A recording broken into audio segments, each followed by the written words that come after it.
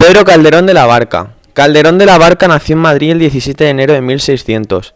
Estudió con los jesuitas. Posteriormente fue a la Universidad de Alcalá, donde se familiarizó con los poetas clásicos.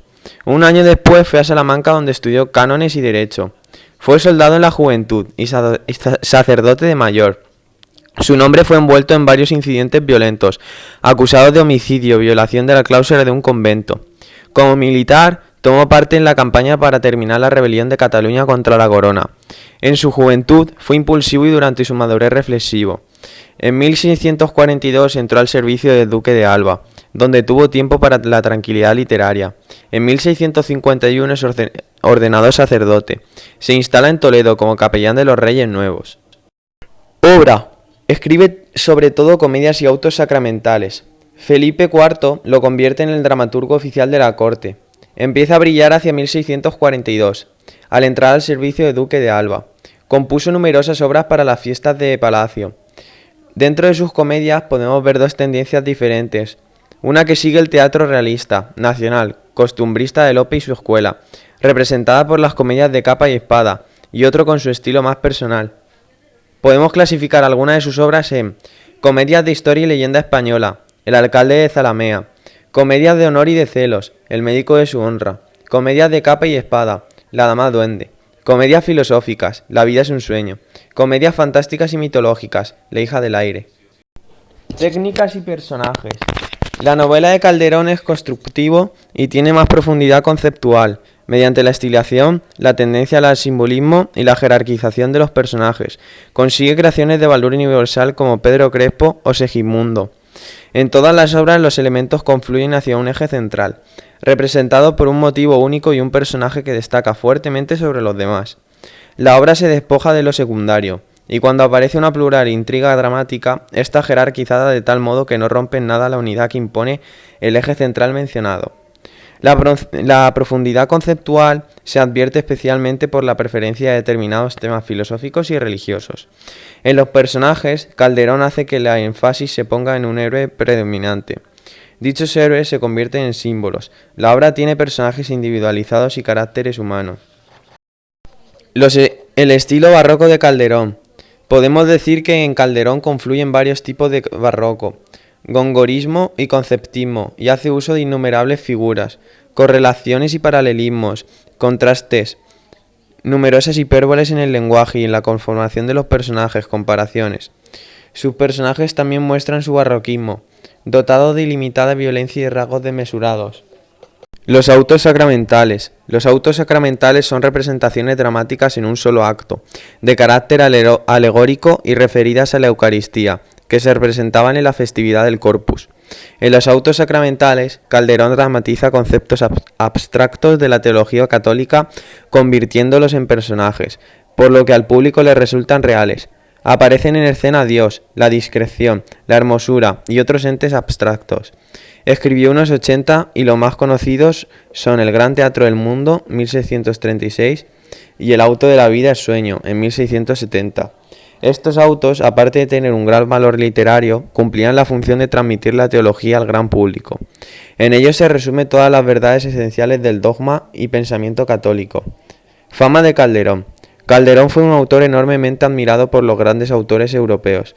Goethe consideraba a Calderón el gran genio del teatro. Schlegel llegó a afirmar que Calderón había resuelto el enigma del universo en algunos de sus dramas. También algunos románticos ingleses, como Shelley, vieron en Calderón al poeta dramático y lírico más grande. Calderón es el dramaturgo por excelencia del barroco español. El sentido teológico y metafísico de su tiempo informa todas sus obras, donde aúna la fe y la razón, y sin embargo su debate entre deseos y terrores que el verbo intenta vanamente comprender remite el presente. Ahora os voy a hablar sobre dos de sus obras más importantes. En primer lugar, La vida es sueño, obra teatral escrita en 1635. Su principal personaje es Segismundo, que cuestiona el sentido de la vida mientras está encerrado. Obra barroca que se caracteriza por sus ideas filosóficas sobre la vida y la importancia que le da a la civilización. El drama gira en torno a la privación de la libertad de Segismundo por parte de su padre, el rey Basilio de Polonia, quien lo encierra por miedo a que se cumplan las predicciones de un oráculo consultado. Está escrita en verso, dividida en 3 jornadas o actos. Las 2 tramas principales son, por un lado, el encierro de Segismundo y por el otro lado, el compromiso entre Rosaura y Astolfo, sobrino del rey que heredara el trono.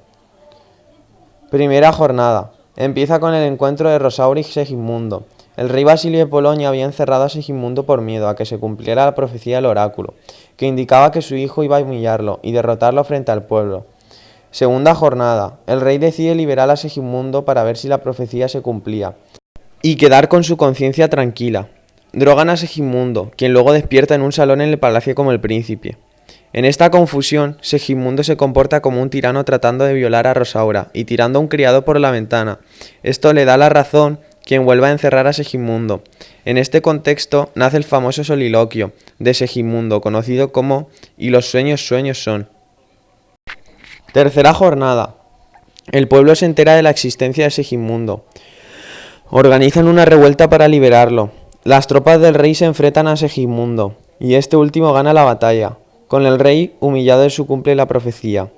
Pero Segismundo, en vez de portarse como un tirano, se postra a los pies de su padre. El rey emocionado hereda voluntariamente y el trono a Segismundo. Finalmente, Segismundo se casa con la infanta Estrella y obliga a Astolfo a cumplir su promesa y casarse con la dama Rosaura.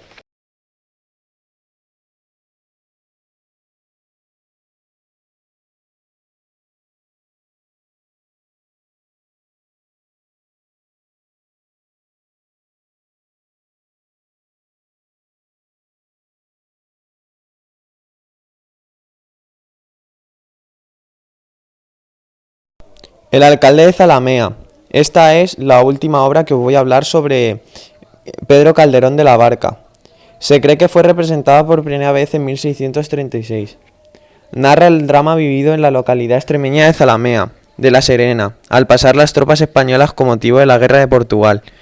El capitán Don Ana, hospedado en la casa del labrador rico de la localidad, Pedro Crespo, a cuya hermosa hija Isabel secuestrada y ultraja, cuando Pedro Crespo intenta remediar la situación, ofrece bienes a don Álvaro para que se case con Isabel, a la que rechaza don Álvaro por ser villana, es decir, de clase inferior. Este desprecio afrenta definitivamente el honor de la familia de Pedro Crespo. En pleno trauma familiar es elegido alcalde de Zalamea y siguiendo una querella cursada a la justicia por la ultrajada Isabel. Aún sin poseer jurisdicción sobre el militar, Pedro Crespo prende, juzga y hace justiciar a don Álvaro, dándole garrote. La trama se resuelve cuando el rey don Felipe II revisa la decisión del alcalde, la ratifica y premia su decisión nombrando a Pedro Crespo alcalde perpetuo de Zalamea.